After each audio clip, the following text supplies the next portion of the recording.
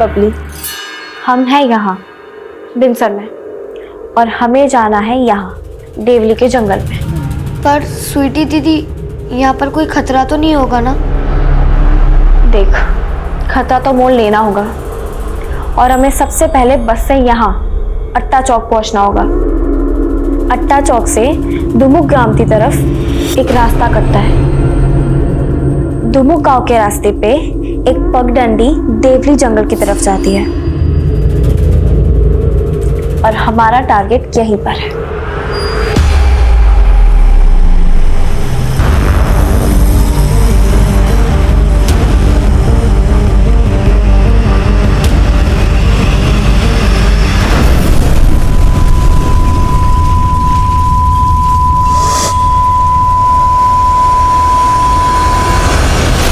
नमस्कार, मैं Divyanka Tripathi Dahiya crime petrol सतर्क विमेन अगेंस्ट क्राइम के आज के एपिसोड में आपका स्वागत करती हूँ।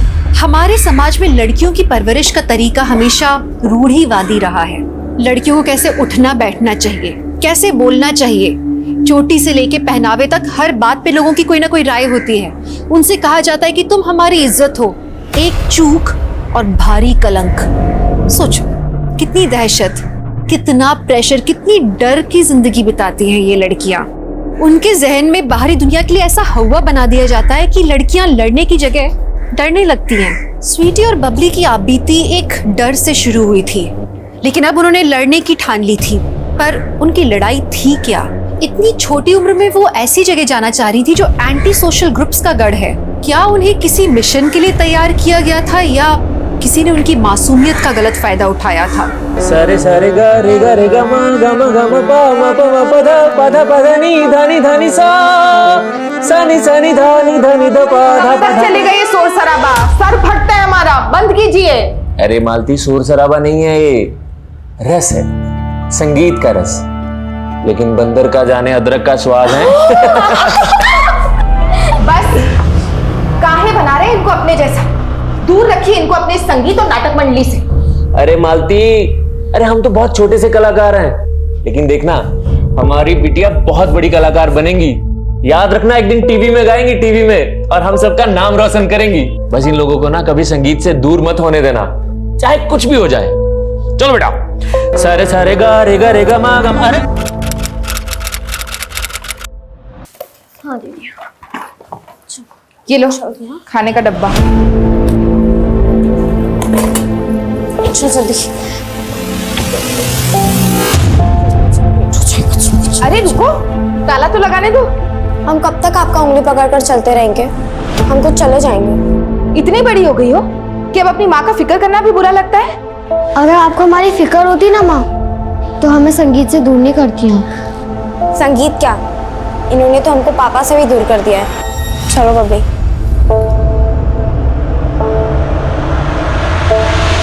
बच्चों के मन में जो बात घर कर जाती है ना मालती जी, उनको बदलना बहुत मुश्किल होता है।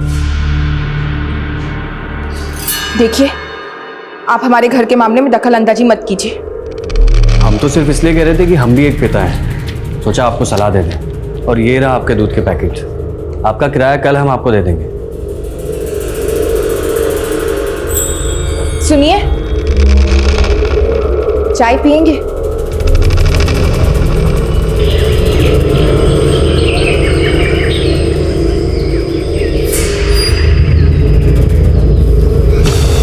दीदी, अगर स्कूल की छुट्टी तक हम घर नहीं पहुंचे तो माँ को जवाब देना मुश्किल हो जाएगा। देख बबली, आज चाहे कुछ भी हो जाए, पर हम पापा को अपने साथ लेकर ही जाएंगे। फिर चाहे उसके लिए हमें कुछ भी क्यों ना करना पड़े, और माँ को हम कुछ भी बोल देंगे। अभी चल। आखिर कब तक हम नारियों को ही अग्नि परीक्षा देनी पड़ेगी? पापा काहे हंस रही हो? पापा, आपने ये साड़ी क्यों पहन रखी है? अरे का बताए बिटुआ, हमारी जो नाटक वाली अभिनेत्री है ना, वो पड़ गई है बीमार, तो हम सोचे कि हम ही अभिनेत्री बन जाए। अब तुम्हारी अम्मा तो हमारी अभिनेत्री बनेंगी नहीं ना। हम अभिनेत्री बन जाएं? पापा, हम दोनों ने सोचा है कि बबली सिंगर बनेगी और हम एक्ट्रेस। अच्छा, और अभी जो आप बोल रहे थे ना, हाँ? वो सब हमने याद कर लिया है। हम आपको करके दिखाएं? हाँ चलो बाबा, देखते चलो। हाँ बेटा, सुनाओ। आखिर कब तक हमको अग्नि परीक्षा देनी पड़ेगी? क्या एक नारी का संसार में यही अस्तित्व है? कैसा किया? शाबाश! अरे ये दोनों बिटिया हमारी देखना नाम रोशन करेंगी।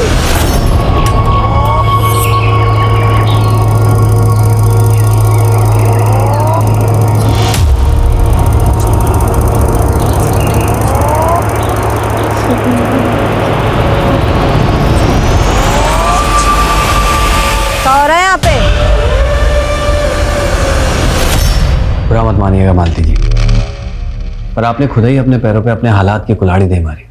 आपको ये सिंदूर, ये मंगलसूत्र उतार के फेंक देना चाहिए और बोल देती सबको कि मर गया वो, तो आपकी बेटियां इस पे भरोसा कर लेती।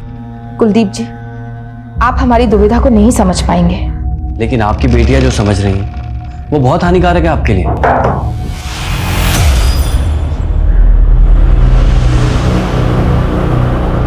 अच्छा मैं चलता हूँ।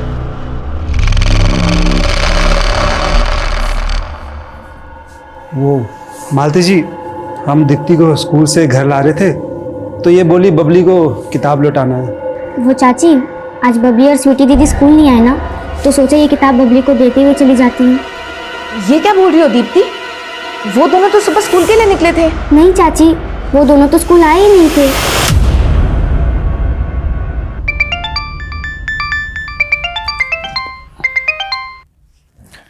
हाँ मालती दीदी।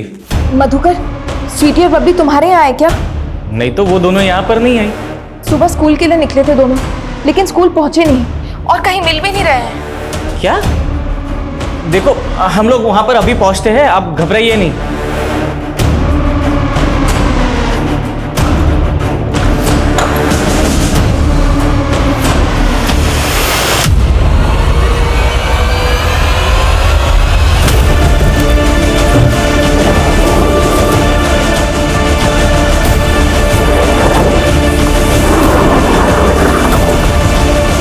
तो इसलिए तुम हमको स्कूल छोड़ने से रोक रही थी? कहाँ गई थी? जल्दी बोलो वरना देंगे। वो अम्मा, हम फुलवारी में तमाशा देखने गए थे।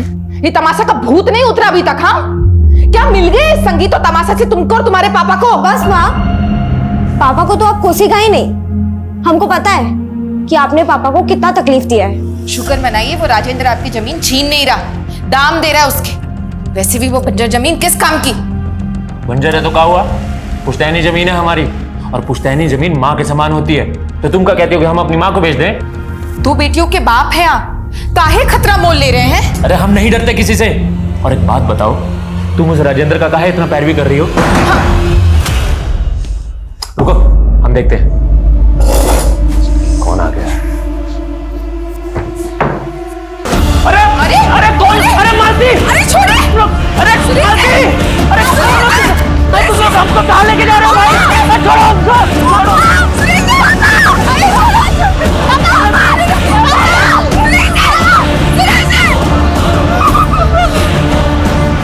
बेटा, तुम दोनों हमको गलत समझ रही हो।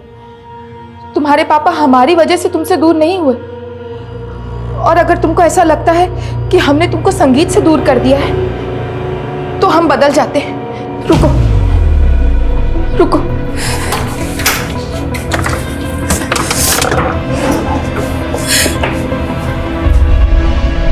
ये लो, तुम्हारी जो मर्जी आए वो करो, लेकिन अपनी माँ को मत कोसो। वैसे नाटक तो आप भी बहुत अच्छा कर लेती हो माँ। चल बबली।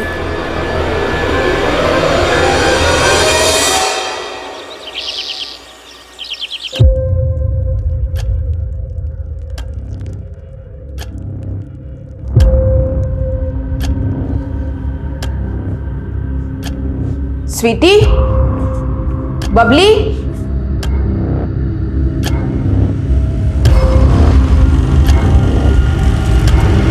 स्वीटी,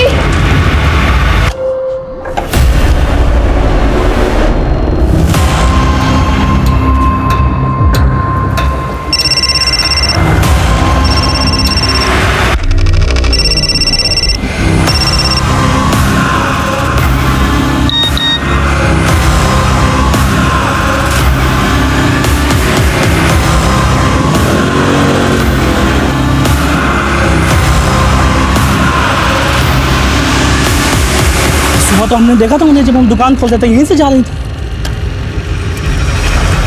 वो जमींदार राजेंद्र जी के बेटे रतन का सर खोल दिया था बबली ने, वही गुस्से में गया था उनके पीछे।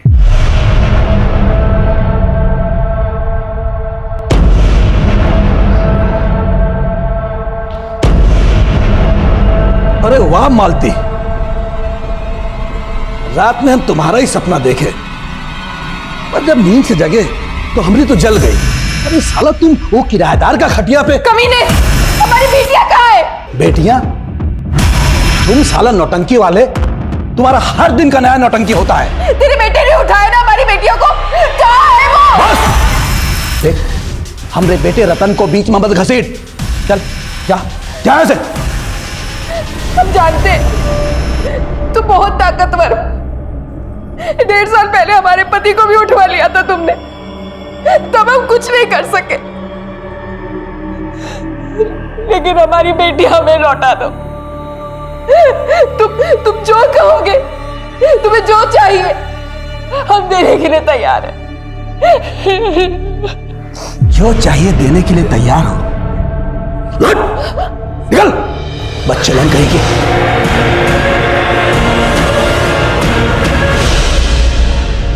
तुम तो पीछे ही पड़ गई राजेंद्र के। 1.5 साल पहले भी तुम्हारे आरोप साबित नहीं हो पाए थे, ना तुम्हारे पास कोई सबूत था, ना कोई गवाह। लेकिन साहब, सोलंकी जी ने राजेंद्र के बेटे को हमारी बच्चों का पीछा करते हुए देखा है। आप उनसे पूछ लीजिए, राजेंद्र के बेटे रतन ने गायब किया हमारी बच्चियों को। हाँ बाबा, कहाँ है तू? ठीक है, हम बात करते हैं। कहा इंस्पेक्टर? अरे किस सोलंकी के बयान पर भरोसा कर लिया? अरे हमरे बेटे को नहीं, वो कमीना किसी और को देखा होगा। तो फिर आपका बेटा रतन कहाँ गायब है? अरे गायब नहीं है, शहर गया है। उसका इस केस से कुछ लेना देना नहीं है। तुम फिर उस गलत औरत का बात पर भरोसा कर लिए। तुम उसके गेम को समझ नहीं पा रहे हो। गेम? कैसा गेम? 2 महीना पहले वो एक किराएदार रखे थे, दुनिया की नजरों में धूल झोंकने के लिए। असल में वो किराएदार उसका प्रेमी है। अब उसके लिए पहले वो अपने पति को गायब की और अब अपनी बेटियों को। अब तुमको हमारे बात पर भरोसा नहीं है ना, तो जाके पूछ लो पड़ोसियों से कि उनके बीच में क्या चल रहा है।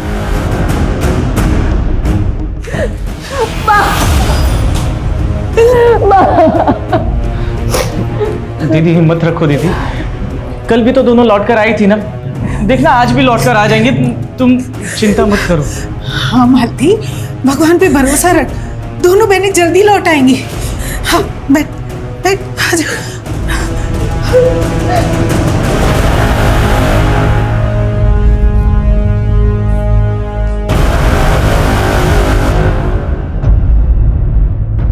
हम तुमसे प्यार करने लगे हैं बबली, लेकिन तुम्हारे सामने बोलने की हिम्मत नहीं होती।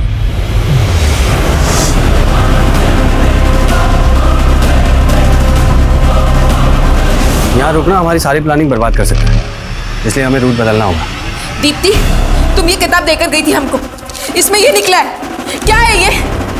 कुछ भी मत छिपाना हमसे। तो चाची, ये किताब हमें जतिन ने दी थी बबली को देने के लिए। कौन जतिन? हमारा सीनियर था, पर फेल होके बबली की क्लास में आ गया था, पर उसके पापा के डेथ के बाद उसने पढ़ाई ही छोड़ दी। ये क्या बात होती है जतिन? हमारे भी पापा हमारे साथ नहीं रहते हैं, तो क्या हमने स्कूल जाना छोड़ दिया? लेकिन बबली, अब हमें अपने पापा का गैरेज संभालना होगा, और अगर हम स्कूल आएंगे तो कमा नहीं पाएंगे, और अगर कमा नहीं पाएंगे तो पापा के इलाज के लिए कर्जा कैसे चुकाएंगे बताओ? सब हो जाएगा। तुम स्कूल नहीं आ सकते तो क्या हुआ, ओपन से पढ़ लेना, हम तुम्हारी मदद कर देंगे, ठीक है? बबली उसको पढ़ाने उसको दुकान पे जाती थी, वहीं उसकी एक किताब छूट गई थी जो जतिन ने हमको दी थी। सब यही उस जतिन का घर है साहब, कल से यहाँ ताला लगा हुआ है। इसका दुकान, इसका फोन दोनों बंद है। ये जतिन के फैमिली में और कौन कौन रहता है? पिता थे जो गुजर गए। साहब, हमको जतिन पर भी शक हो रहा है, तभी तो ये गायब है। आज हर तरफ उनकी निर्मम हत्या के चर्चे थे। क्यों हुआ उनका ये दर्दनाक अंत? इस गुनाह की शुरुआत कहाँ से हुई? ये उनके पिता की तलाश का अंजाम था, या वो किसी जातीय मतभेद की सूली चढ़ गई थी? क्राइम सीन का मंजर कानून को भी चुनौती दे रहा था। आखिर इस गुनाह की पृष्ठभूमि क्या थी जिसने सरकार को भी झकझोर के रख दिया था? चारों तरफ उन्हें इंसाफ देने का हल्ला गूंज रहा था और इसलिए क्राइम ब्रांच आ गई।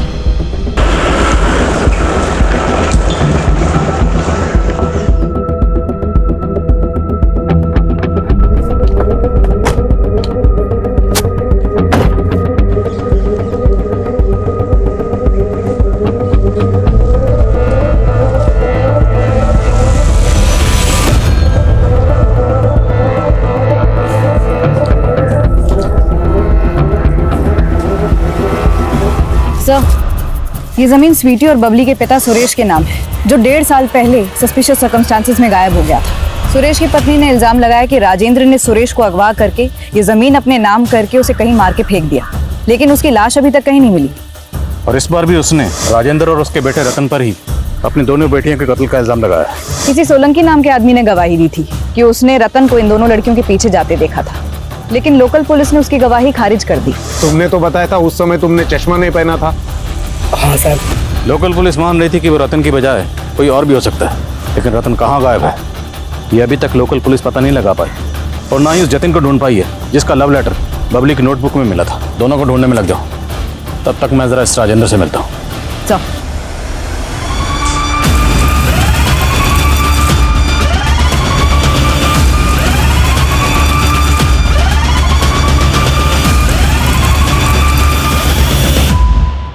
एंटीसिपेटरी बेल लेकर आप गिरफ्तारी से तो बच गए, पर पूछताछ से नहीं बच पाएंगे।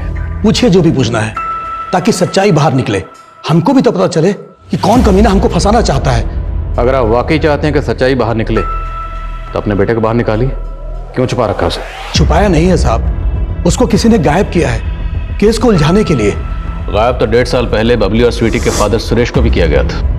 तब भी उसका इल्जाम उसकी बीबी मालती ने आप पर ही लगाया था।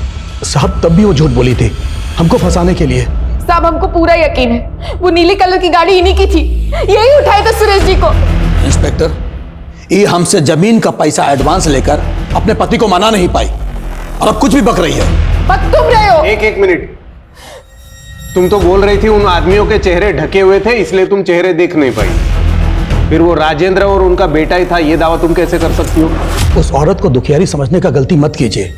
वो औरत और उसका आशिक किराएदार मिलकर ये षड्यंत्र रच रहे हैं। वो औरत उसके प्रेम में पड़ के पहले अपने पति को निकल गई और अब अपनी बेटियों को।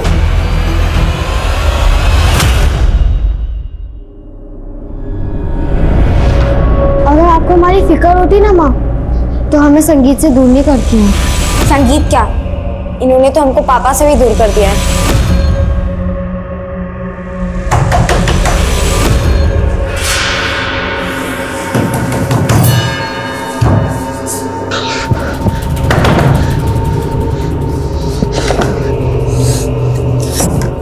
आपसे कहा था ना, आप जाइए यहाँ से। अगर वो उठ गई तो अच्छा नहीं होगा।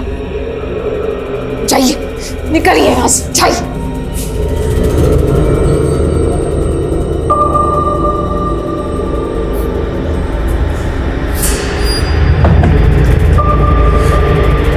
कौन था वो? चुप क्यों आप? बोलिए। मालती, बिटिया अब कुछ नहीं रखा यहाँ, तो हमारे साथ चल। हाँ दीदी, इस घर में रहोगी तो इन यादों से कभी निकल ही नहीं पाओगी। हम इस कोप से कभी बाहर नहीं निकल सकते। हमें दोषी है सारी बर्बादी के। हमें कहीं शांति नहीं मिलेगी।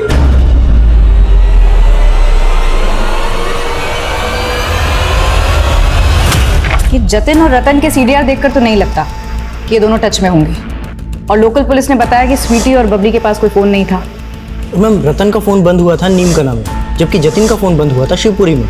पता करो ये दोनों कहीं इन्हीं जगहों पर तो नहीं है। मैम, शिवपुरी में जतिन के एक चाचा का घर है, हो सकता है वहाँ छुपा। गुनहगार कोई भी हो, मालती जी बख्शा नहीं जाएगा। पर हमें पता चला है कि आपका कोई किराएदार भी था, तो काफी दिनों से नजर नहीं आ रहा, कुलजीत। आपको उस पर शक नहीं?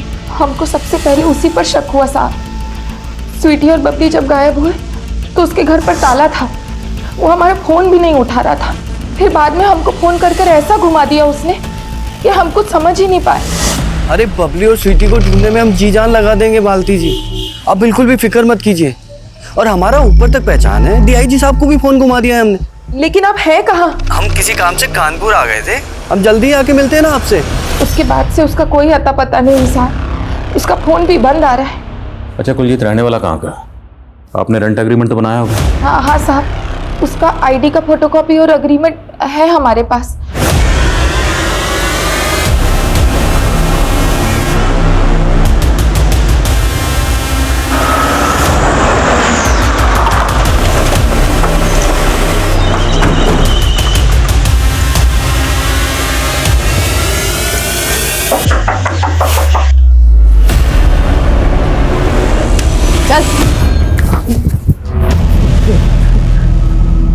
सर हम बबली को क्यों मारेंगे?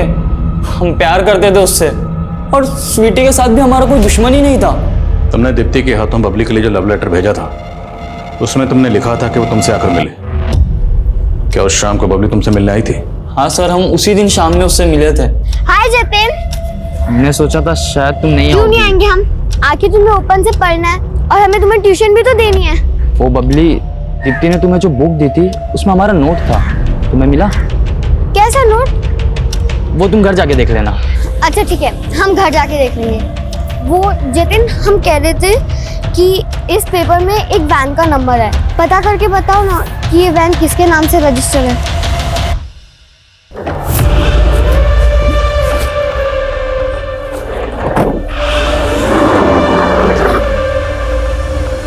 सर फिर हमें बबली ने बताया कि 1.5 साल पहले उसके पापा को जिस वैन में किडनैप किया गया था, उसे लग रहा था कि वो उसी वैन का नंबर है। तो 1.5 साल पहले बबली ने जो नंबर देखा था, वो नंबर उसे याद रहा? नहीं सर, वो बोली उसने उसी दिन बिल्कुल वैसा ही एक वैन देखा था। सर उसने उसका नंबर नोट कर लिया था, बट उसके बाद हमने पूछा तो वो कुछ नहीं बताई सर। उसके बाद फिर पता चला दोनों बहनें किडनैप हो चुकी है। और सर उस वक्त मैं अपने चाचा के घर था, तो मैं उस लव लेटर की वजह से डर गया था सर, इसलिए मैं वापस नहीं आया। बबली ने तो जो नंबर दिया था वैन का, वो नंबर बोल। ये नंबर तो फेक है सर, आरटीओ में इस नंबर का कोई व्हीकल रजिस्टर्ड ही नहीं है। जतिन के बयान के मुताबिक बबली ने नंबर हाल फिलहाल में इसलिए नोट किया था क्योंकि उसे लगता है कि 1.5 साल पहले उसके फादर को इसी वैन में ले जाया गया, और ये नंबर फेक है। और ताज्जुब की बात यह है कि बबली को 1.5 साल बाद भी ये नंबर याद है। ताज्जुब की बात तो ये भी है सर कि मालती को उसके बारे में कुछ पता ही नहीं है। अगर जतिन सच कह रहा है तो मतलब साफ वो बच्चियां अपने फादर की तलाश कर रही हैं, और मुमकिन है कि शायद यही उनके कत्ल की वजह रही। 1.5 साल पुराना सुरेश मिसिंग केस बारीकी से स्टडी करो। सर मालती के किराएदार कुलजीत ने जो रेंट एग्रीमेंट दिया था, उस पर जो नेटिव एड्रेस है वो फेक है सर, और उसने जो आधार आईडी दिया था वो भी फेक है सर। फेक? जी सर।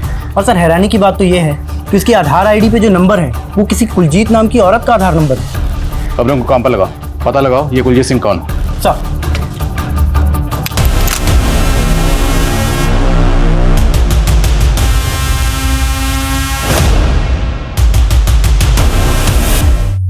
तो तू है सोलंकी जिसने उस आदमी को मालती का घर किराए पर दिलवाया था? हाँ साहब, लेकिन हमें नहीं पता था कि वो इतना बड़ा बंडलबाज निकलेगा।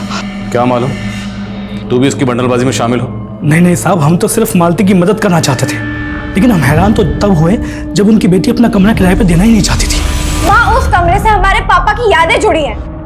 वहाँ पापा रिहर्सल करते थे।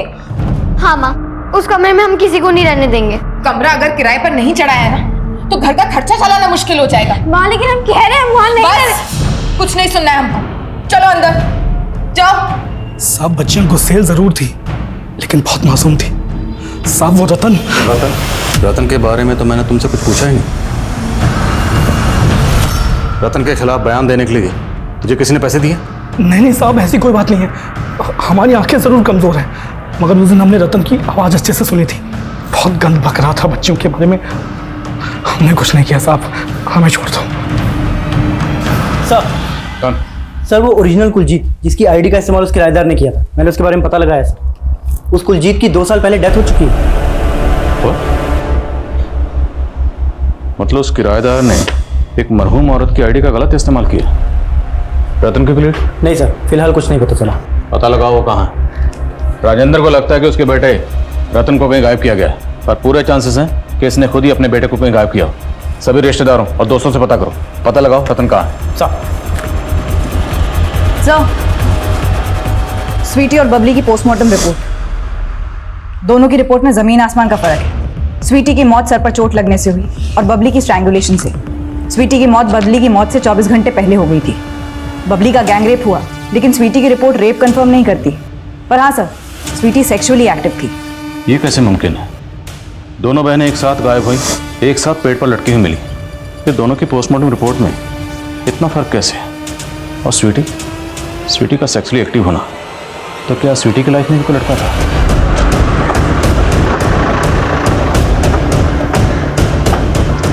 नहीं साहब, हमारी बेटियां ऐसी नहीं थी। उनका किसी लड़के के साथ चक्कर नहीं था। हो सकता है स्वीटी के साथ कभी किसी ने कुछ गलत किया हो, घर में या मोहल्ले में, या फिर आपकी गैर मौजूदगी में उस किराएदार ने। नहीं साहब, हम उनको कभी घर पर अकेला नहीं छोड़ते थे। आपके घर पर कौन कौन आता था और दोनों बहनें कहाँ कहाँ जाती थी? स्कूल के अलावा दोनों बहनें बस अपनी एक सहेली दीप्ति के घर ही जाती थी। हाँ सर, बबली और स्वीटी दीदी हमारे यहाँ पढ़ने आते थे। क्या बबली की तरह स्वीटी का भी कोई बॉयफ्रेंड था? हाँ सर, स्वीटी दीदी सूरज भैया को लाइक करती थी। सूरज? कौन सूरज? सूरज भैया तो स्वीटी दीदी के पापा के नाटक मंडली में काम करते थे। साहब, सूरज हमारे घर के बरामदे में ही सोता था, अनाथ था। सुरेश जी बहुत मानते थे उसको। है कहाँ है सूरज आजकल? सर, आप गलत समझ रहे हैं सर। हम और स्वीटी सिर्फ अच्छे दोस्त थे। सिर्फ अच्छे दोस्त थे या बहुत करीबी दोस्त थे? तुम्हारे और स्वीटी के बीच में जिस्मानी ताल्लुकात है ना? नहीं सर, हमारे बीच में ऐसा कुछ भी नहीं था। और तुम स्वीटी से अक्सर मिलते थे ना? मिलते थे या नहीं? हाँ सर। तो स्वीटी से आखिरी बार मुलाकात कब हुई थी? इतना तो याद ही होगा। वो दिन मैं कभी नहीं भूल सकता, क्योंकि उस दिन स्वीटी बड़ी अजीब अजीब बातें कर रही थी। सूरज, तुम अपने ब्लॉग की न्यूज़ ढूंढने के लिए इधर उधर घूमते रहते हो। क्या तुम हमें बता सकते हो कि इस एरिया में बागी लोग कहाँ रहते होंगे? और सर, फिर हमने उसे देवली जंगल पहुंचने का नक्शा बना कर दिया था, और फिर पता चला कि स्वीटी और बबली उस दिन देवली जंगल गए थे। देवली जंगल? हाँ सर। और सर, स्वीटी और बबली की हत्या के एक दिन पहले स्वीटी का हमारे पास फ़ोन भी आया था। स्वीटी, हमको तुम्हें देवली जंगल के बारे में बताना ही नहीं चाहिए था। तुम क्यों खतरा मोल ले रही हो? देखो सूरज, हम तुमसे अभी बात नहीं कर सकते, और कल जल्दी सुबह हम और पब्लिक तुमसे मिलने आएंगे। लेकिन सर, स्वीटी कभी आई ही नहीं। फिर हमें उनकी हत्या के बारे में मालूम पड़ा। बेवकूफ बना रहे? स्वीटी के पास कोई फ़ोन नहीं था। सर, फ़ोन कैसे नहीं था? हम तो आए दिन स्वीटी से फ़ोन पर ही बात करते थे। हम झूठ क्यों बोलेंगे साहब? स्वीटी के पास फोन था ही नहीं। स्वीटी के पास फोन था। सूरज ने हमें जो नंबर दिया, हमने पता लगाया, वो नंबर स्वीटी का ही है। लेकिन ये बात आपने हमें नहीं बताई। और भी बहुत कुछ है जो आपने हमें नहीं बताया। क्या नहीं बताया साहब? आपकी बेटियों को लगता था कि आपके पति बागियों के कब्जे में है, ये आपने हमें नहीं बताया। आपकी बेटियां देवली के जंगल में गईं, ये बात आपने हमें नहीं बताई। और बबली ने रिसेंटली एक वैन का नंबर नोट किया था जो कि फेक था, लेकिन ये बात आपने हमें नहीं बताई। और सबसे अहम बात, स्वीटी के पास फोन था, ये आपको कैसे नहीं पता था? नहीं पता चला साहब, क्योंकि वो हमसे बहुत सी बातें छुपाने लगी थी, क्योंकि उनका भरोसा उठ गया था अपनी माँ से। हम अपने आप से हार गए थे साहब, हार गए थे। मालती जी, पहेलियों में बात मत कीजिए, आंसू पोंछिए और मेरे सवाल का जवाब दीजिए। आपके पति सुरेश कहाँ है? साहब, 1.5 साल पहले तक हम यही सोचते रहे कि वो राजेंद्र मार दिया उनको, लेकिन फिर 3 महीने बाद कुछ ऐसा हुआ जिसकी हम कभी कल्पना भी नहीं किए थे।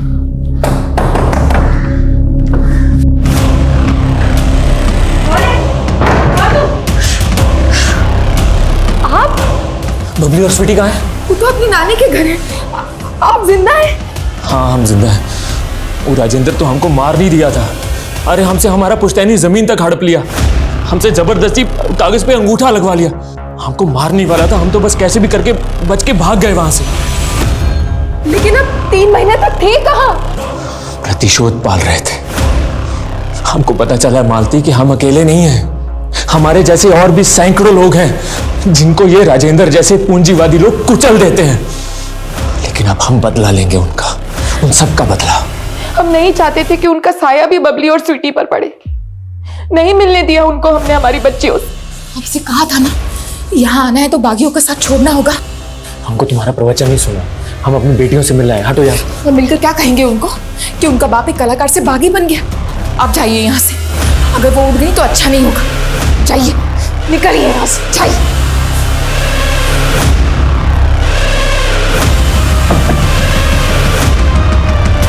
कौन था वो?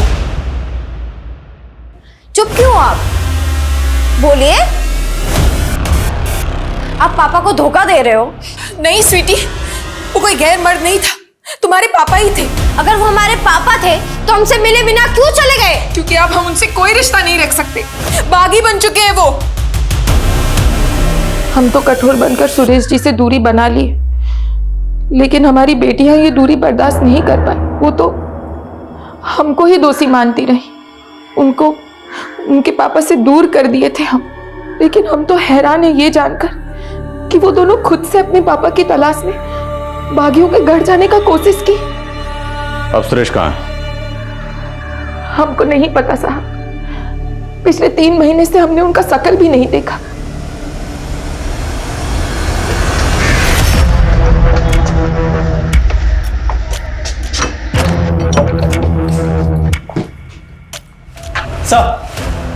सर हमारे एक खबरी ने अभी भी एक इन्फॉर्मेशन दी है। उसे एक प्रॉपर्टी एजेंट मिला है जिसने उस किराएदार को जनकपुरी में भी एक घर किराए पे दिलवाया। Sir we are very close, हमारा मिशन जल्दी ही सक्सेसफुल हो जाएगा।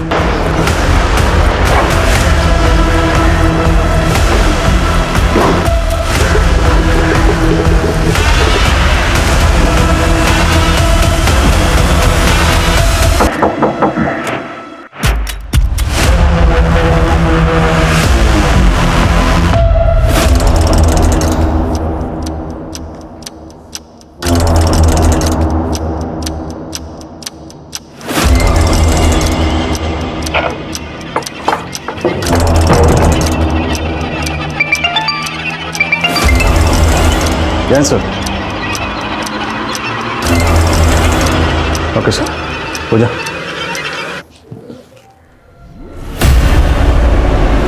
विनोद शर्मा अंडरकवर एजेंट हूँ।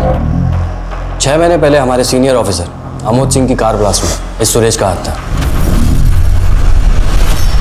सुरेश को पकड़ना हमारा मिशन है। मुझे इन्फॉर्मेशन मिली कि सुरेश अक्सर अपनी बीवी से मिलने आया करता है, इसलिए किराएदार बन के मैं वहाँ रहने चला गया।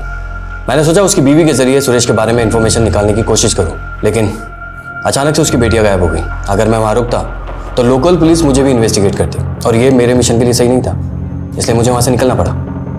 लेकिन आपके वहां रहते हुए सुरेश की बेटियों को किसने किडनैप किया? ये तो मुझे भी नहीं समझ में आया, बट हाँ मुझे एक इन्फॉर्मेशन मिली है कि सुरेश राजेंद्र पे अटैक करने की प्लानिंग कर रहा है। शायद उसको लगता है कि ये सारा कांड राजेंद्र ने किया है, और हम भी यही चाहते हैं कि सुरेश ये अटैक अटेम्प्ट करे ताकि हमें उसे पकड़ने का मौका मिल जाए।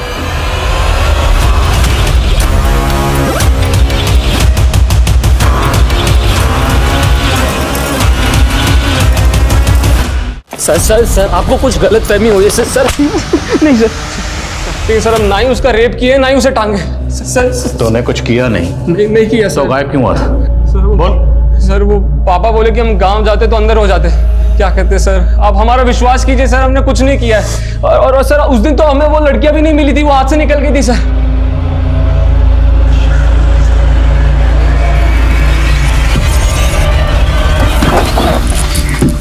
मैडम वो लड़कियां यहाँ मुड़ गई थी और हम सीधे चले गए थे। उसके बाद क्या हुआ हमें नहीं मालूम। लेके जाओ उसे।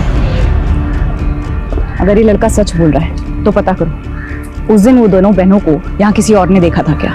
शायद इससे पता चला कि वो दोनों बहनें यहाँ से कहाँ गई थी। ओके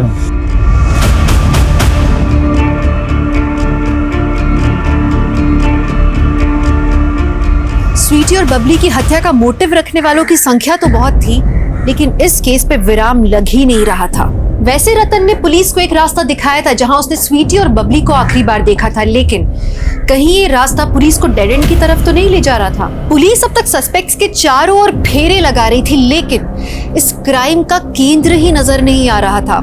इस केस के मोटिव और सबूत दोनों ही पुख्ता नहीं थे। तो क्या क्रिमिनल इतना शातिर था कि उसने ऐसा चक्रव्यूह रचा कि पुलिस उसमें खोकर रह गई।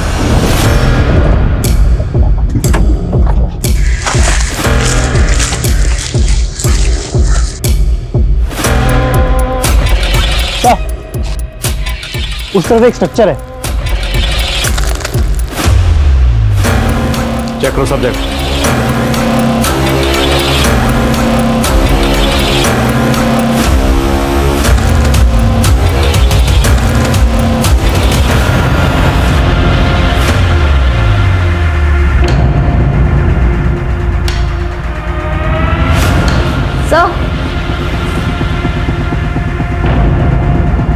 सर ये तो स्वीटी का फोन है।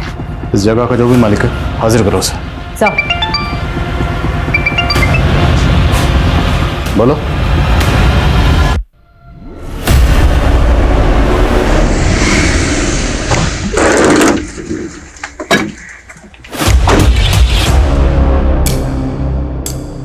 दस मिनट में राजेंद्र आने ही वाला है। आज तो हम उसका काम तमाम करके ही हटे।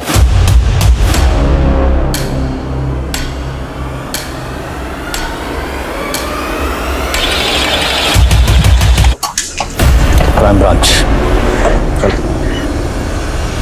वो राजेंद्र हमारा जिंदगी बर्बाद कर दिया। हम सीधा बागियों के पास गए। सब हमारा नाटक मंडली था। हम कभी कभी उनको नाटक दिखाने जाया करते थे, इसलिए हमारा उनसे पहचान था। और जब उनको पूरा बात बताया तो उन्होंने हमारी मदद की, हमको अपने साथ में ही रख लिया साहब। 3 महीने से तुम अपनी बीवी और बच्चियों से मिलने क्यों नहीं आए? साहब बागियों के सरदार जी की बेटी रजनी हमको पसंद करती थी, हमारी कला की मुरीद थी, तो साहब हम उससे शादी कर लिए। लेकिन साहब हम अपनी बेटियों को मिले बगैर रह ही नहीं पाते थे। उस दिन सुरेश की बेटियां वहां आई थी और वो उसे मिलने की जिद करने लगी। अब बता, कौन है तुम्हारा बाप? हमारे पापा का नाम सुरेश है, वो भी आप लोग की तरह बागी है। उस वक्त सुरेश नहीं था वहाँ पे। उसकी बेटियां जोर जोर से रो रो के बताने लगी कि कोई आदमी रोज रोज उनके साथ जबरदस्ती करता है। कौन जबरदस्ती करता था? उसका नाम नहीं बताया उन्होंने, बोली कि अपने पापा को ही बताएंगी। फिर हमने उनको ये बोल के भेज दिया कि उसके पापा उनसे मिलने आ जाएंगे, लेकिन ये बात फिर मैंने सुरेश को नहीं बताई। मुझे लगा कि कहीं सुरेश वापस अपनी बेटियों और पहली बीवी के पास वापस ना चला जाए, इसलिए मैंने उसे कुछ नहीं बताया। फिर एक दिन हमने अखबार में पढ़ा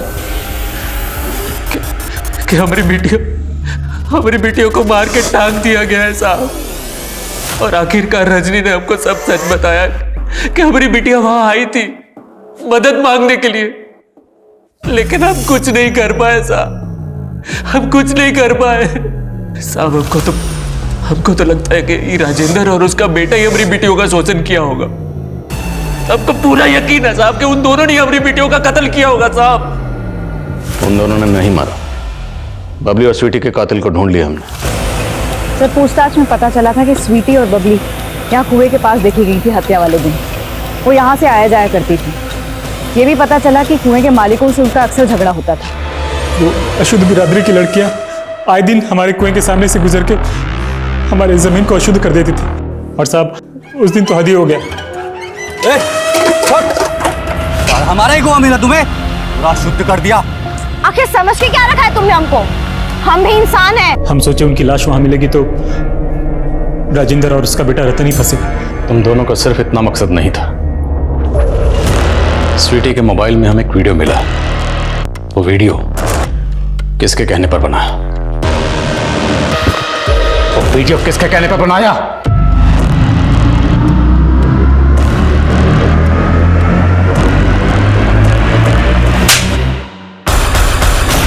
स्वीटी का वीडियो तू नहीं बनाया था ना? उसे हर रोज फोन भी तू ही करता था ना?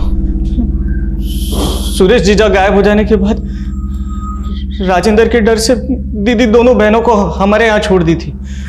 एक दिन हमारी माँ और वो छोटी वाली बबली बाजार गए थे। हम थोड़ा सा बहक गए थे, वो किसी के सामने मुंह ना खोल पाए, इसके लिए हम उसका वीडियो रिकॉर्ड कर लिए थे। वीडियो वायरल हो जाने के डर से वो अपनी माँ के सामने कुछ नहीं बोली और दोबारा अपनी माँ के पास लौट गई। फिर कुछ दिन बाद हमको पता चला कि वो दोनों बहनें अपने पापा को ढूंढने निकली है। हमें लगा कहीं वो अपने बाप के सामने मुंह ना खोल दे, वरना उनका बाप हमें जिंदा नहीं छोड़ता। खुद अपनी सगी भांजी के साथ दुष्कर्म के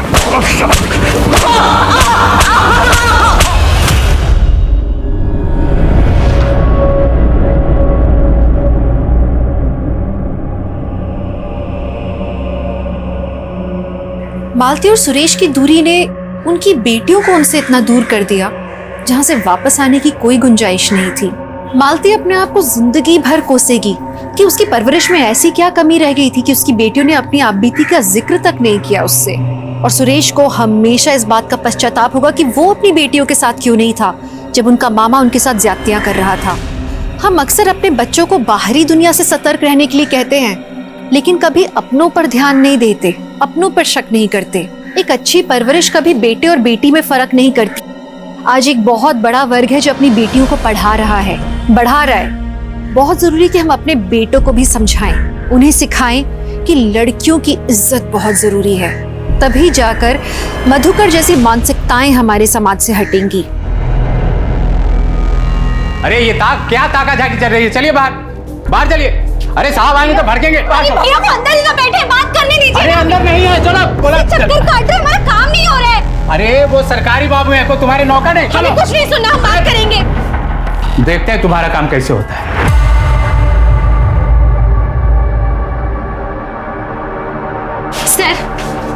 सर एक मिनट मेरी फाइल देख लीजिए। सर हम बहुत दूर से हैं, एक बार फाइल देख लीजिए।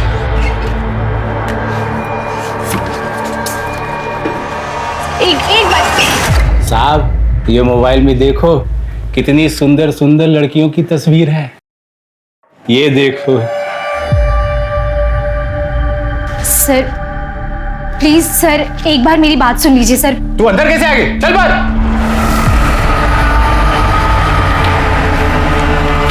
सर एक बार मेरी बात सुन लीजिए। देखिए ये बात आपके ही फायदे की है। अगर फायदा आप नहीं उठाएंगे तो फायदा कोई और उठा लेगा। नहीं फायदा हम ही उठाएंगे।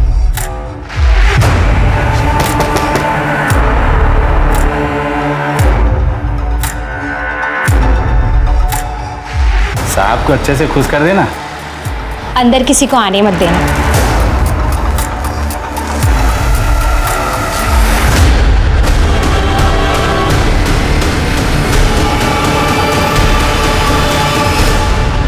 नमस्कार, मैं दिव्यांका त्रिपाठी दहिया आपका स्वागत करती हूँ क्राइम पेट्रोल सतर्क विमेन अगेंस्ट क्राइम के आज के एपिसोड में। कहते हैं सब्र का फल मीठा होता है, लेकिन अगर सब्र का बांध टूट जाए तो फल उतना ही कड़वा होता है। आपने कभी बटरफ्लाई इफेक्ट के बारे में सुना है? बटरफ्लाई इफेक्ट वो है जब कहीं एक छोटी सी चीज कहीं और किसी और बड़े काम को अंजाम दे दे। हमारी आज की कहानी का हश्र भी कुछ इसी प्रकार का है। हमारी आज की कहानी है गौरी शुक्ला की, जो पैदा तो गरीब हुई थी, लेकिन उसने ठान लिया था कि अपने परिवार को गरीबी की दलदल से निकालेगी अपनी मेहनत से, हिम्मत से। वो न सिर्फ रोज अपने हालातों से लड़ रही थी, बल्कि अपने मोहल्ले की एक अंधेरी गली के शैतान से भी लड़ रही थी। कौन था वो शैतान और क्या हुआ गौरी के साथ, आइए देखते हैं।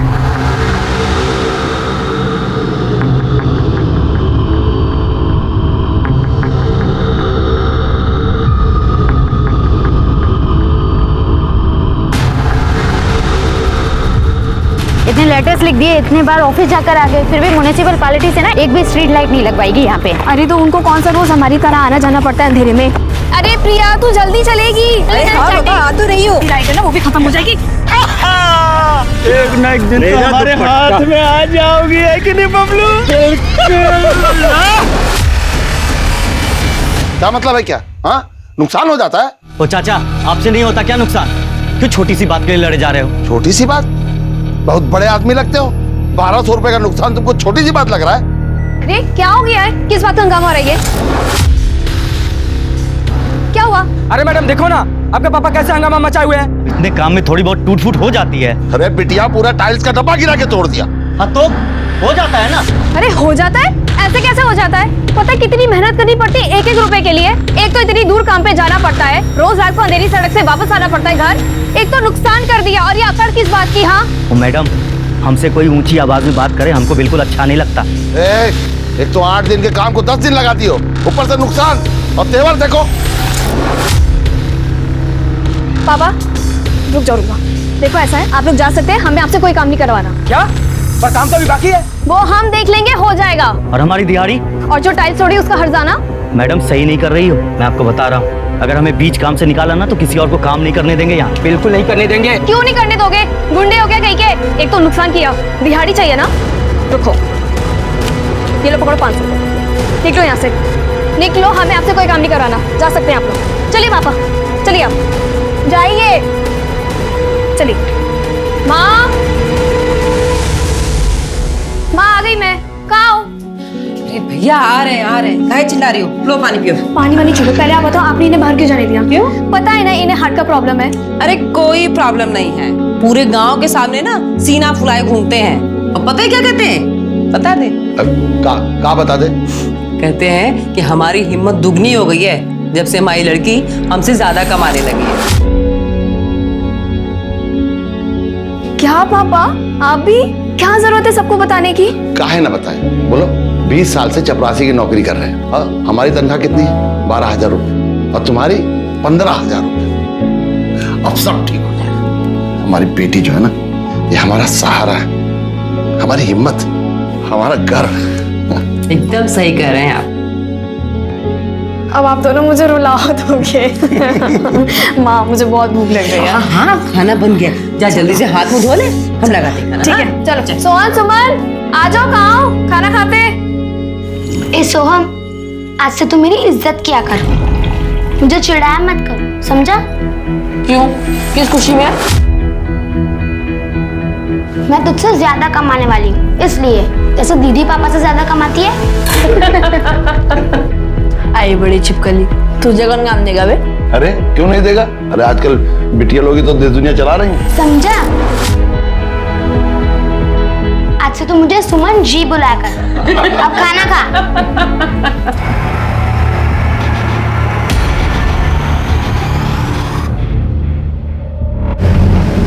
अरे तुम दोनों कहीं अपनी सीट एडजस्ट करके बैठ जाओ ना। अरे हम ठीक है, तू बैठ ना। टिकट हाँ हाँ। Ticket madam.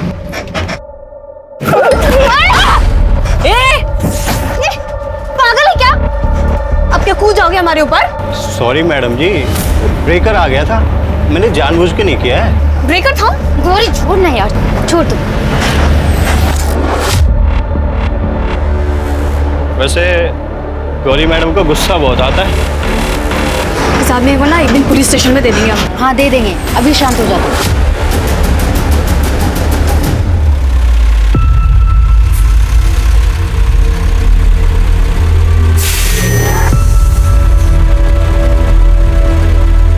जी सर, जी सर, हम आपकी ये प्रॉब्लम 3 दिन में सॉल्व कर देंगे। जैसे कि आप हमारे कंपनी के वैल्यूएबल कस्टमर है, तो हम आपके प्लान पर आपको 5 दिन का एक्सटेंशन देते हैं। जी सर, नेट वर्ल्ड में कॉल करने के लिए धन्यवाद। आपका दिन शुभ हो। वेरी गुड गौरी, बहुत अच्छे। Thank you sir. इसी तरह कस्टमर को हैंडल करना है, प्यार से, सॉफ्ट स्पोकन के साथ। अच्छा गौरी, तुम इन्हें ट्रेन करो। Okay sir, okay, please come. यार आज 4th सैटरडे, सबको ऑफ रहता है, देखना पूरा रास्ता खाली है। यार प्रिया जल्दी चलना यार। हाँ बाबा आ तो रही हूँ।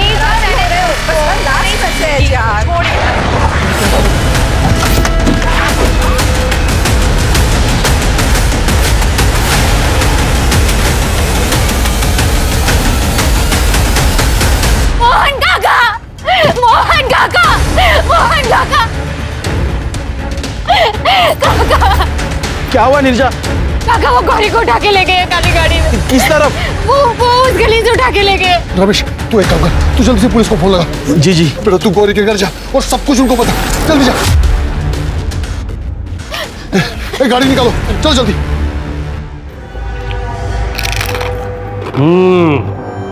पहली बार तो सही जगह से भजिया लेके आया। सर नई दुकान खुली है। बढ़िया बढ़िया। हाँ रमेश बोलो। क्या? कब? अच्छा ठीक है हम साहब को बताते हैं। साहब गांव में एक लड़की अगवा हो गई। चलते हैं ना, फिर तो खत्म कर लेते हैं, ये गरम गरम है। हाँ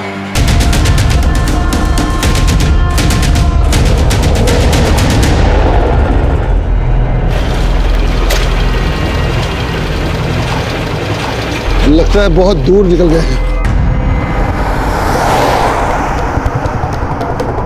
तुम इस तरफ से देखो, हम यहाँ से देखते हैं। चलो चलो चलो चलो।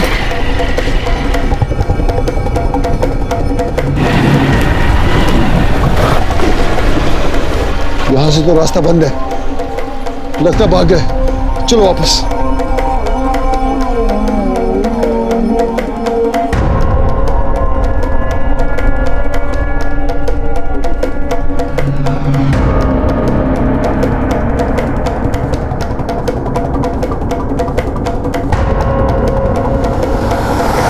चाची वो लोग गौरी को उठा के ले गए, काली गाड़ी में थे चाचा जी वो। गौरी गौरी गौरी चाचा जी गौरी कहाँ है? गौरी कहाँ है? गौरी कहाँ है? अरे पुलिस कहाँ रह गई अब तक? आधे घंटे पहले फोन करे रहे, पता नहीं अब तक क्यों नहीं आए। आधा घंटा? पता नहीं हमारी गौरी को कहाँ तक ले गए होंगे वो लोग। गाड़ी साइड में लगा, गाड़ी साइड में लगा, दारू लेनी है। भाई गाड़ी रोक ले, चकने दारू को यार मजा नहीं आएगा। वो पान की टपरी में दारू मिले है, लगा गाड़ी साइड में लगा ना। मैं दारू लेके आता, लेके आ जा।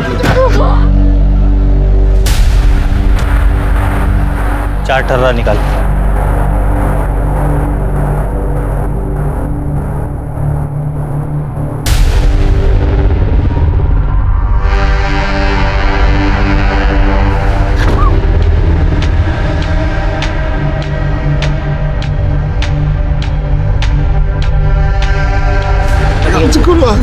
साहब आगे। हाँ भाई, किसने फोन किया था? किसकी लड़की भागी है? क्या बात कर रहे हैं साहब? भागी नहीं, उठा कर लेके गए। अरे साहब 1 घंटा देरी से आए आप, ये क्या तरीका हुआ साहब? मास्टर जी, पुलिस है हम, बहुत काम होता है हमारे पास, और ये तरीका बाद में बताना, पहले बताओ हुआ क्या था? सर हम नीरजा सर हमारी दोस्त को उस गली से उठा के ले गए।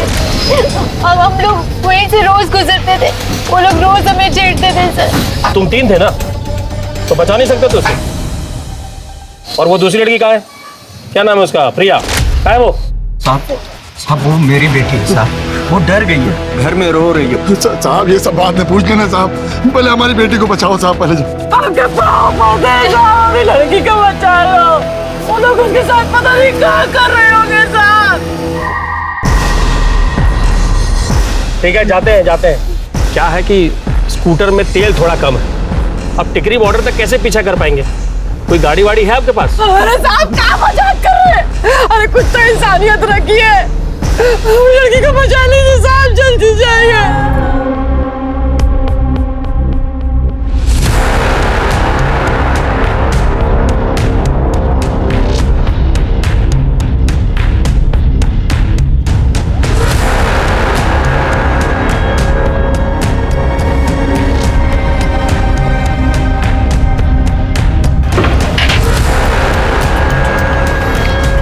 साहब ये तो हरियाणा बॉर्डर आ गया। अब आगे कैसे जाएंगे? आगे तो स्टेट ही चेंज हो गया, तो वहां की पुलिस को खबर कर देंगे, वो लोग ढूंढ लेंगे।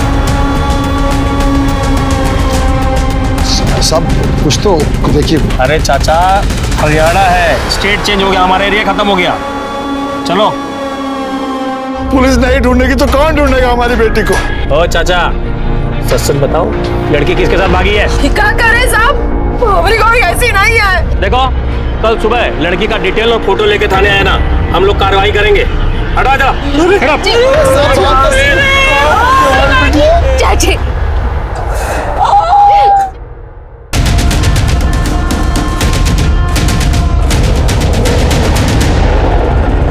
पापा ये ना 5,000 रुपए रखिए आप, कंस्ट्रक्शन का जो भी सामान है ले आना और नए मजदूर ढूंढ लेना, ठीक है? हाँ बेटा, आज ही किसी को ले आऊंगा शाम तक, बस थोड़ा सा ही काम बचा है। और ये अगले साल सोहम सुमन ये दोनों भी बोर्ड में आ जाएंगे। अच्छा इनका भी अलग से कमरा हो जाएगा। बेटा मैं कितना बदनसीब हूँ कि तुझे अलग से कमरा भी नहीं दे पाया। पापा आपके ऊपर 3-3 बच्चों की जिम्मेदारियां थे, आपने जो किया है ना सब बेस्ट किया है। You are my super dad.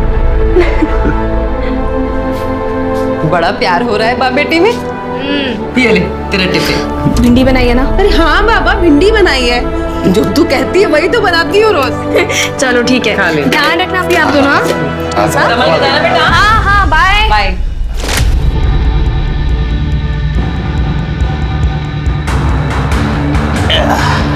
भाई आज तो पार्टी पार्टी अपनी।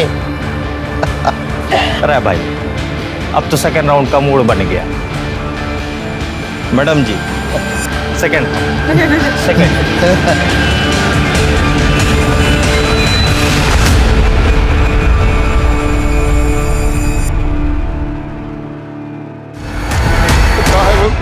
ये पता नहीं कहाँ रही। हाँ साहब देखो साहब, हम वो सब ले आए जो आप मंगाए थे कल रात में। हाँ कुछ पता चला क्या हमारी लड़की का? क्या बात है, कुछ बोलते काहे नहीं आप? ढूंढे कि नहीं? भाई यादव, ये बारात किसकी आ रखी भाई? साहब जी को नहीं पता है अभी? अरे सब कल रात वाला केस है, एक लड़की भाग गई। नहीं साहब भागी नहीं है, उसको उठा के ले गए। अरे आप शांत हो जाइए भाई। अरे सोच समझ के मुंह खोला करो यार, कुछ भी बोलते हो। लड़की का माँ बाप कौन है? बैठिए, बैठ जाइए, आराम से बैठ जाइए। बताइए। वो सब फोटो मंगाए थे। हाँ। तो बिटिया ने कौन से कपड़े पहने थे, कहाँ काम करती थी, वो सब लिख के लाए। सर अब प्लीज गौरी को जल्द से जल्द ढूंढ लीजिए। सर इसमें सब कुछ लिखा है, हमारा स्टेटमेंट, बाकी सबकी इन्फॉर्मेशन, फोन नंबर वगैरह सब कुछ। अच्छा पूरी तैयारी के साथ आए आप लोग हैं?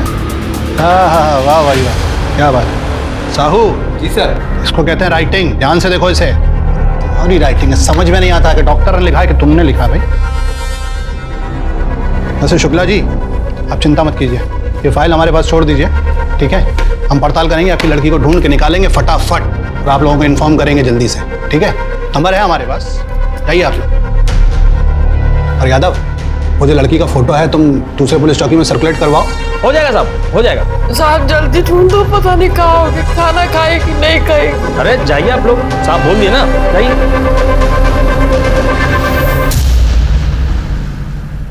अक्कड़ बक्कड़ बम्बे बोल। अपने कल रात से कुछ नहीं खाया है, थोड़ा खाना लेकर आए हैं, कुछ खा लीजिए। कैसे खाए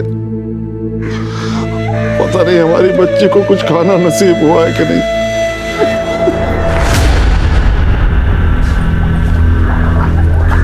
साहब हमारी बिटिया को ढूंढने जा रहे हैं, कुछ पता चला उसका? कौन बिटिया? अरे आप घर नहीं गए अभी? ठीक है, बिटिया की कोई खबर नहीं मिली है, लेकिन चिंता मत कीजिए, हम खुद उसे ढूंढने जा रहे हैं, ठीक है? चिंता मत कीजिए, मिल जाएगी। चलिए। सर मेरी बात सुनिए। सर मुझे आपको गौरी की किडनैपिंग के बारे में कुछ बताना है। आप कौन है? सर मैं सुजाता हूँ, गौरी के मोहल्ले में ही रहती हूँ। अभी मैं शादी के लिए कहीं बाहर गई हुई थी, वापस आई तो गौरी के बारे में पता चला। अभी कुछ महीने पहले मेरे साथ भी वही हुआ था जो गौरी के साथ हुआ। आपको याद है मैं आई थी? हाँ याद आ गया। अरे भाई चल रही है, अच्छा मत होइए, सब ठीक हो जाएगा। आओ भाई। लेकिन सर मेरी बात सुनिए, मुझे किडनैपिंग के। अरे भाई अब तो खाना भी नहीं मांग रही है।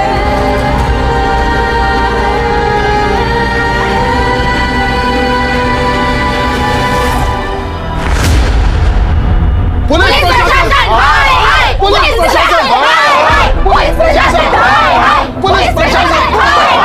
3 दिन हो गया है साहब, हमारी बच्ची का कुछ पता नहीं चला। साहब जब हमने पुलिस को फोन किया उसके 1 घंटे के बाद पुलिस आई और ठीक से ढूंढा भी नहीं। मैं कब से इन्हें इन्फॉर्मेशन देने की कोशिश कर रही हूँ, चक्कर काट काट के परेशान हो गई हूँ, लेकिन ये लोग हैं कि मेरी बात ही नहीं सुनते। अब आप ही लोग बताओ हम लोग क्या करें, कहाँ जाएं? मैं रोज आ रही हूँ यहाँ। पुलिस प्रशासन, हाय हाय, पुलिस प्रशासन, हाय हाय, पुलिस प्रशासन, हाय हाय। देखिए ये जो पब्लिक है ये गलत इल्जाम लगा रही है पुलिस पे। ऐसा नहीं है कि पुलिस हाथ पे हाथ धरे बैठी है, हम लोग अपना काम जानते हैं। पुलिस की अलग अलग टीम हमने पूरे दिल्ली में फैलाई हुई है उस लड़की को ढूंढने के लिए। यादव जी उस लड़की की सारी डिटेल्स मीडिया के साथ शेयर कीजिए। पापा दीदी का कुछ पता चला? पापा मुझे दीदी की बहुत याद आ रही है। पापा दीदी वापस तो आएगी ना? कैसे नहीं आएगी, गौरी जरूर वापस आएगी।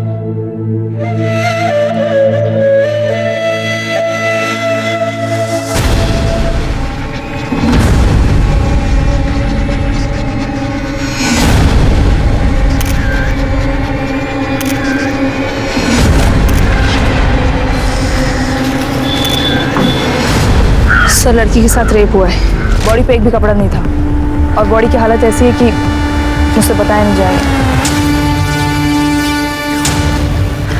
सर आप मत देखिए, बहुत ब्रूटल कंडीशन है।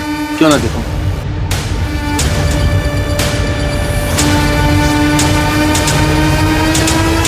ये हमारे इलाके में हुआ है, हमारी नाक के नीचे, हमारी नाकामी और लाचारी का सबूत है ये।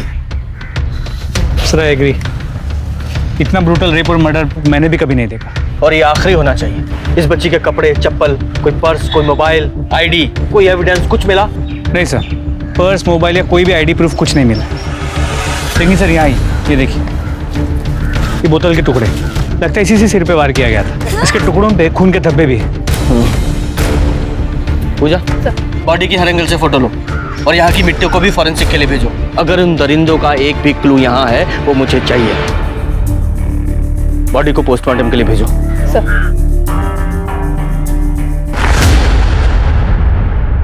तीन दिन से पुलिस को कुछ पता नहीं चला उस गाड़ी के बारे में जिसमें गौरी को उठाया गया था, और ना ही उन्होंने पता करने की ज्यादा कोशिश की। गौरी के माता पिता, उसके मोहल्ले वाले, उन्होंने बहुत कोशिश की, हर तरह से आवाज उठाई, पर कोई फायदा नहीं हुआ। इस केस में आगे जो हुआ उसका पूरा ब्लेम पुलिस पर जाता है। पुलिस के इतने ढीले रवैये की वजह से किसी लड़की को टॉर्चर करके मारने की ये पहली घटना नहीं है। लेकिन पुलिस ने इस कदर लापरवाही क्यों बरती? क्या वो गौरी के कातिलों से मिले हुए थे, या उनका गौरी के साथ कोई विवाद था, या उनका काम करने का तरीका ही लापरवाही वाला था? अब हर सवाल का जवाब हिसार पुलिस को ढूंढना था गौरी के कातिलों के साथ। इस केस को सॉल्व करने के लिए हमें इस लड़की की आइडेंटिटी जाननी बहुत जरूरी है। एक काम करो, आसपास के जितने भी पुलिस स्टेशन है वहाँ पता करो इस लड़की से मिलती जुलती कोई मिसिंग कंप्लेंट दर्ज हुई है क्या? क्योंकि जिसने भी ये घिनौना काम किया है या तो किसी पर्सनल दुश्मनी की वजह से किया है या फिर ये किसी मानसिक रूप से विकृत आदमी का काम है। पूजा, इस बच्ची की पोस्टमार्टम रिपोर्ट मुझे जल्द से जल्द चाहिए। सर, इस लड़की की मिसिंग रिपोर्ट आसपास के किसी भी पुलिस स्टेशन में नहीं मिली, लेकिन सर दिल्ली के नीम का सरोदा की एक न्यूज़ वायरल हुई, तो वहाँ पे एक मिसिंग कंप्लेंट पे बहुत बड़ा बवाल हुआ था। तो मैंने फोटो चेक करी, ये देखिए।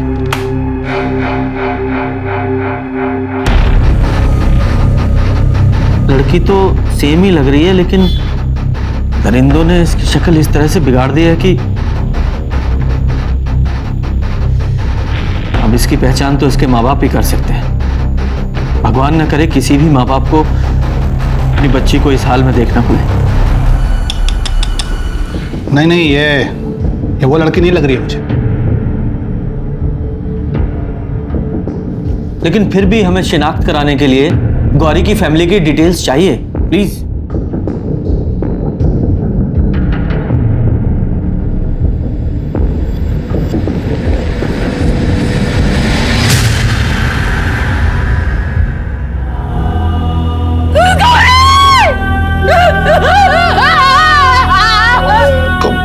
कब पड़ी हमारी बच्ची? गौरी हमें 28 तारीख को मिली। 28 तारीख तक जिंदा थी हमारी बच्ची और तुमने कुछ नहीं किया। शुक्ला जी, ये सब तुम्हारी लापरवाही की वजह से हुआ है। शुक्ला जी प्लीज छोड़िए। शुक्ला जी, हमारी क्या गलती है इसमें? हमने तो अपनी तरफ से पूरी कोशिश की थी। हमें अंदाजा नहीं था ना कि वो लोग बॉर्डर के बाहर चले जाएंगे। फोन आ रहा है हमारा, फोन अटेंड करके आते हैं। हमारी बच्ची तो मर गई साहब। अगर ये लोग रहे तो उसके कातिल भी नहीं पकड़े जाएंगे साहब। आपको पता नहीं है साहब क्या किया है इन लोगों ने।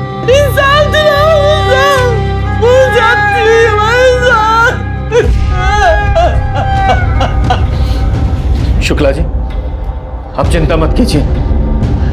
गौरी हमें मिली तो उसके मर्डर की इन्वेस्टिगेशन भी हम ही करेंगे। सर, अभी कुछ दिन पहले मेरे साथ भी वही हुआ था जो गौरी के साथ हुआ। बस स्टॉप और मार्केट के बीच में एक अंधेरा रास्ता है। सर, ये लड़के लोग उसी अंधेरे रास्ते का फायदा उठाकर ये सब करते हैं। आपने पुलिस में कंप्लेन की थी उनकी? हाँ सर, की थी, लेकिन आप तो यहाँ के पुलिस वालों को जानते ही है ना। 2 दिन में ही वो दोनों बाहर आ गए। नीरजा, तुम जानती हो उन दोनों को? हाँ सर, मोहल्ले के मवाली लड़के हैं, लाला और बबलू। जिस रात किडनैपिंग हुई उसकी एक रात पहले उन्होंने हमें भी छेड़ा था सर। पर सर, किडनैपर्स 3 लड़के थे। एक ने मंकी कैप पहन रखा है, जिनमें से किसी का चेहरा नहीं देख पाई मैं। शर्मा, इस बबलू और लाला दोनों की डिटेल्स निकालो। सर। नीरजा, उस दिन तुम्हारे साथ प्रिया भी थी ना, वो क्यों नहीं आई? सर उसकी आज एंगेजमेंट है, हम थोड़ी देर में उसके घर जा सकते हैं। ओके। सर ये सब उस अंधेरी गली की वजह से हुआ है। अगर वहां इतना अंधेरा नहीं होता तो उन लड़कों की इतनी हिम्मत नहीं होती और आज हमारी गौरी भी ठीक होती। बोलो, कन्फेस करो तुम दोनों।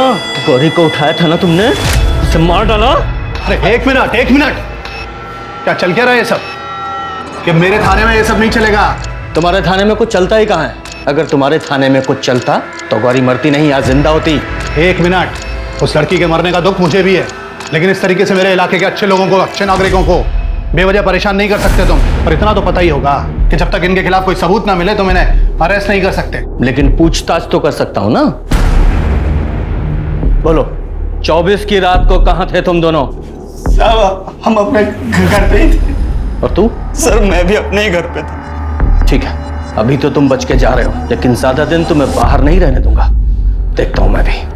ये चावला इन्वेस्टिगेशन में बहुत अड़ंगे लगाएगा, इसलिए सारी इन्वेस्टिगेशन हम यहीं इसी गेस्ट हाउस से करेंगे। ये गौरी की सीडीआर आई? जी सर, वो ज्यादातर बात अपने फ्रेंड्स और फैमिली के साथ ही करती थी, लेकिन पिछले 10 दिनों में एक नए नंबर से उसने काफी बात की। वो नंबर किसी उस्मान के नाम पे रजिस्टर। उस्मान बॉयफ्रेंड है? तो पता नहीं चल पाया। और ये पीएम रिपोर्ट?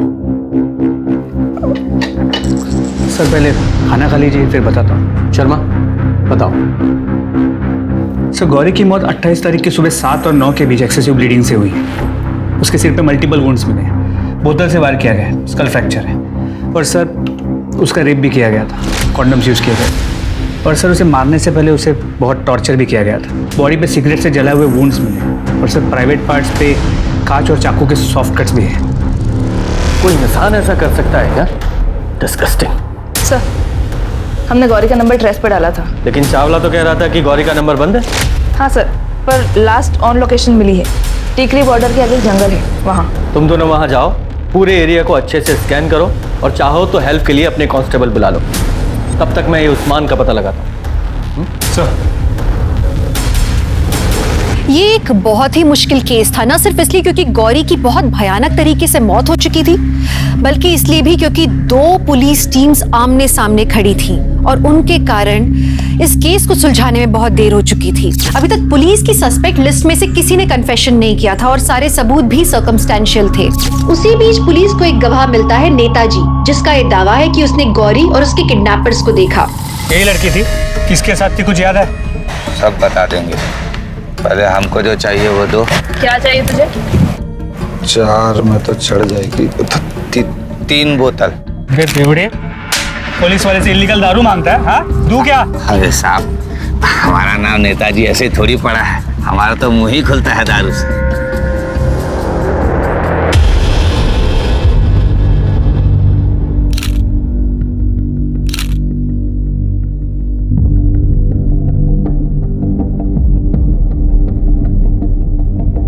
प्रिया, सॉरी प्रिया, अभी आना पड़ा। आई नो कि तुम्हारी सगाई हो रही थी, लेकिन तुम दोनों से बहुत इंपॉर्टेंट कुछ पूछना है। मैंने अभी नंबर बताया ऐसे, ये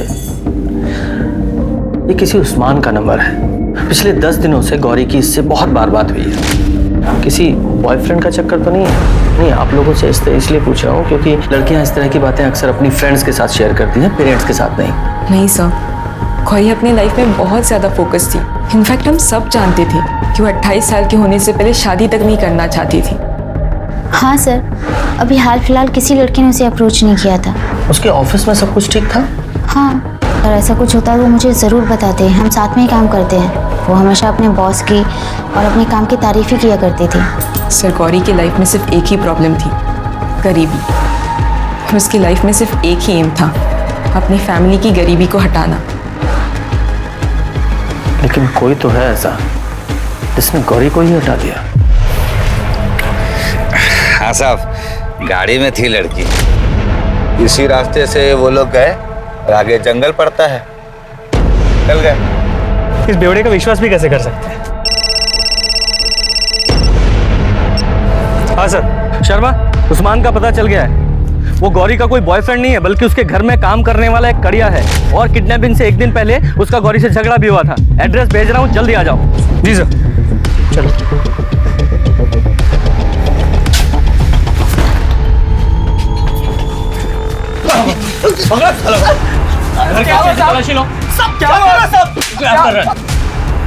सर ये मैसेज पढ़िए। जिस रात किडनैपिंग हुई थी उस रात का मैसेज। तूने हमें काम से निकाला, अब तेरी इज्जत निकालते हैं। इज्जत निकालेगा? इज्जत निकालेगा तू? अरे तुम दोनों ने गौरी को किडनैप किया, उसे मार डालो। नहीं, हमने तो उस दिन मैसेज भेजा था उसे। हम कुछ करने का प्लान कर रहे थे, लेकिन उससे पहले ये कांड हो गया। साहब उस रात हम लोग घर पर थे, फिल्म देख रहे थे। हाँ, हमने सोचा तो कुछ ऐसा ही था, पर वो लड़की कुछ और ले गया। साहब सही कह रहा है ये। सही कह रहा है। इन दोनों को लेके जाओ, वरना मार डालूंगा मैंने। हेलो, कहाँ पर? ठीक है, हम आते हैं। सर गौरी का पर्स, मोबाइल और कुछ सामान मिला है टिकरी बॉर्डर के जंगल के पास।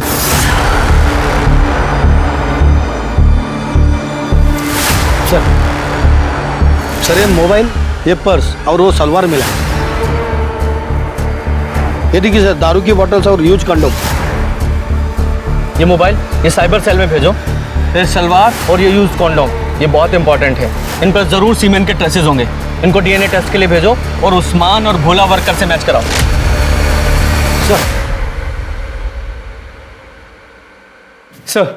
सर आपने कहा था कि लाला और बबलू को चेक करना, उनके कॉल रिकॉर्ड चेक करना। सर ये देखिए, सर लाला की मोबाइल की लोकेशन 24 तारीख की रात टिकरी बॉर्डर के पास की है, जहां गौरी का रेप हुआ था, और टाइमिंग भी वही थी। इसके अलावा उस्मान और भोला, इन दोनों की मोबाइल की लोकेशन उनके घर की ही थी। सर अब सीमेंट मैच से ही पता चल पाएगा कि रेप किया किसने। इस लाला को उठाओ, हो सकता है इन तीनों ने मिलकर ये किया हो। जी सर। वो क्या कर रहा है, बोल। सर वो एक लड़की थी, उससे मिलने गया था, वहीं पर मुझे चावला मिला। ऐसा क्या साहब, आज बोनी भी नहीं हुआ, आप चले आ गए। ज्यादा होशियारी नहीं, अभी थाने ले जाके बोनी कराओगे तेरी। साहब ये मेरी वाली है, इसका हफ्ता मैं दूंगा। ये दीजिए ना हफ्ता। अच्छा, आगे से इसका हफ्ता तुझसे लूंगा। बिल्कुल साहब। ये चावला तभी इसे इतना बचा रहा था। शर्मा, वो लोग 3 जगह मौजूद थे। एक वो अंधेरी गली, दूसरा टिकरी का बॉर्डर जहां उसका रेप हुआ, जहां गौरी की बॉडी मिली। तीनों जगह का डम डाटा निकालो और देखो ऐसे कौन से कॉमन नंबर हैं जो तीनों जगह मौजूद हैं। सर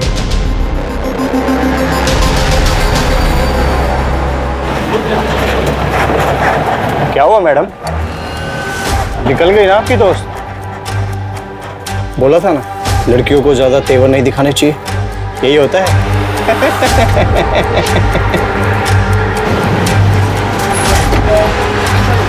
शर्मा जी, मैं नीरजा बोल रही हूँ। बोल। तेरे बस के ड्राइवर से बात की, तेरी मोबाइल लोकेशन भी चेक की। 24 तारीख की रात तू बस से जल्दी उतरा था, क्यों? ड्राइवर ने बताया कि गौरी के स्टॉप के थोड़ा ही आगे। हाँ, मैं उस रात बस से जल्दी उतरा था, मैं उन लड़कियों से बदला लेना चाहता था। सोचा अंधेरे में किसी न किसी को तो धर लूंगा, इसलिए मैं पैदल ही गांव की तरफ निकल पड़ा। पर मैं उस गली में पहुंचता उससे पहले मैंने काली गाड़ी तेजी से निकलते देखी साहब, वो चीख रही थी। मैं समझ गया उसके साथ कुछ कांड होने वाला है। काली गाड़ी? हाँ साहब, काली गाड़ी मैंने खुद देखी, बिना नंबर प्लेट की। तो ये बात तूने पहले क्यों नहीं बताई? साहब मैं तो चाहता था उसके साथ कुछ कांड हो जाए। अब चुपचाप ये बता, तुझे कुछ और याद आया? उन लड़कों की शक्ल याद आई या गाड़ी के बारे में कुछ?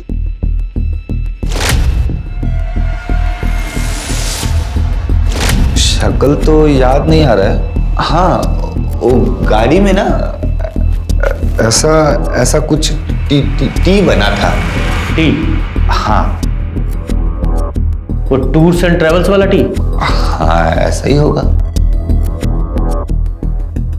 सर ये देखिए, ये एक ही काली गाड़ी है जो टाइम और डिस्क्रिप्शन दोनों ही मैच करती है, पर उसके बाद ये गाड़ी हिसार तक कहीं नहीं दिखी सीसीटीवी में। इसका मतलब ये काली गाड़ी अंदर के छोटे रास्तों से होकर गई है जहां सीसीटीवी नहीं लगे। सर ये सभी रास्ते तो किसी लोकल को ही पता होंगे, या फिर किसी ड्राइवर को। शर्मा, इस काली गाड़ी के साथ साथ कैब कंपनीज में भी पता करो कि उनके किसी ड्राइवर ने 24 तारीख को छुट्टी ली थी या किसी का ऑफ था क्या। सर साहब को अच्छे से खुश कर देना। अंदर किसी को आने मत देना। सर वो कार किसी भी ट्रैवल एजेंसी में नहीं मिली। सर सीमन रिपोर्ट्स आ गई है। लाला और वो 2 वर्कर्स उस्मान और भोला किसी से मैच नहीं हुई। क्या है जो हम मिस कर रहे हैं? क्या छूट रहा है? वो अंधेरी गली।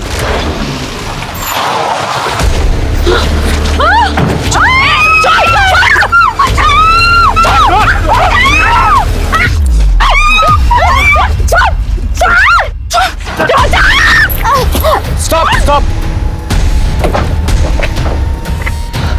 आइए। तो नीरजा, तुमने बताया तुम तीनों इस तरफ से आ रही थी और गाड़ी सामने से आ रही थी, और तुम और गौरी यहां तक पहुंच गई थी और प्रिया तुम वहीं पर थी। तो गाड़ी तुम दोनों को क्रॉस करके यहां प्रिया थी, यहां तक पहुंची और तुम्हें उठाने की कोशिश की। करेक्ट? Right sir. लेकिन अगर उन्हें ऐसे ही किसी रैंडम लड़की को उठाना होता तो तुम दोनों को छोड़कर वो प्रिया के पास क्यों आते? इसका मतलब वो गौरी को नहीं, प्रिया को उठाने आए थे।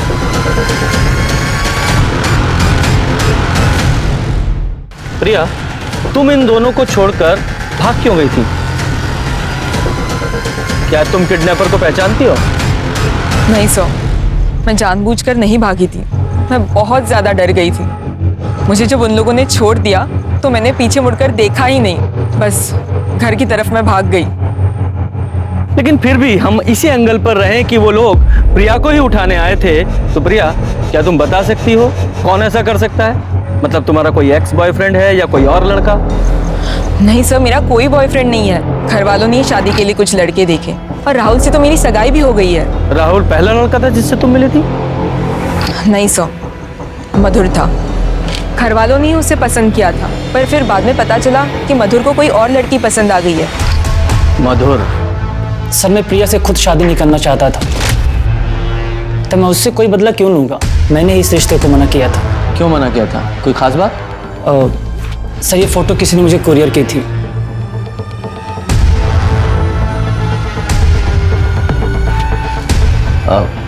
ये फोटो किसने कुरियर की थी?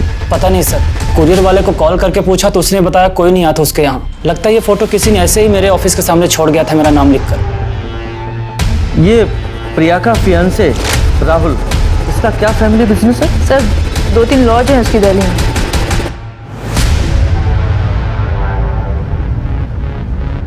साहब इनमें से कोई भी नहीं आया जहाँ तक मुझे आ गई। लेकिन एक अजीब सी बात हुई थी। दिल्ली से एक लड़का आया था, वो कह रहा था कि ये मंदिर उसके कुल देवता का है और चाहता था कि मैं उसकी शादी यहीं पर कराऊं। लेकिन वो दोबारा आया नहीं। 25 नवंबर को आने वाला था और उसने बताया था कि लड़की निमका सरोदा की, तो मैंने भी उसको यही प्रसाद दिया। कब आया था वो लड़का? गुरुवार को प्रसाद मिलता है, तो गुरुवार को आया होगा सर। यहाँ कोई सीसीटीवी कैमरा है? जी हाँ है। मुझे इसकी फुटेज देखनी। जी देख सकते हैं सर। तुम लॉज वालों की टूर्स एंड ट्रेवल्स वालों से, उनके ड्राइवर से बहुत अच्छी साठगांठ होती है ना? सर मैंने कुछ भी नहीं किया। अच्छा, कुछ नहीं किया तूने?